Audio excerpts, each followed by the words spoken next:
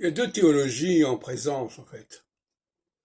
Il y a une théologie qui veut croire en un Dieu qui est en phase avec chacun d'entre nous, qui surveille, qui nous guide, surtout le Dieu Big Brother, qui d'ailleurs pourrait être inspiré par le spiritisme, par les esprits.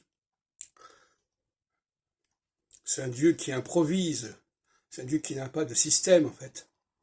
Et puis, en face, il y a une autre théologie, qui est une théologie, au contraire, très structurelle, où le Dieu est un démiurge qui a établi un système, et par conséquent, le système, il fonctionne tout seul, notamment grâce au processus cosmique, au processus astronomique, au processus planétaire. Et à ce moment-là, il y a un plan qui se déroule indéfiniment et qui exige un Dieu, un Deus Faber, si on peut dire, un Dieu qui est forgeron, mais quand on est forgeron et quand on a forgé un outil, on n'est pas tout le temps en train de le faire marcher. L'outil, il se débrouille tout seul par la suite.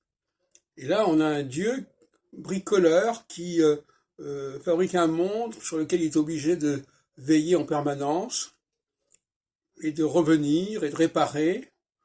Euh, c'est pas la même conception de Dieu, c'est pas la même théologie.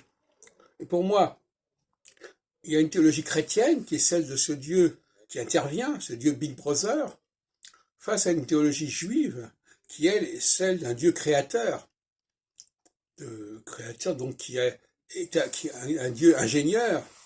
Et un ingénieur, voilà, quand on a créé la tour Eiffel, on n'a pas besoin de la surveiller en permanence. Voilà, donc il y a là deux conceptions de Dieu, l'une qui est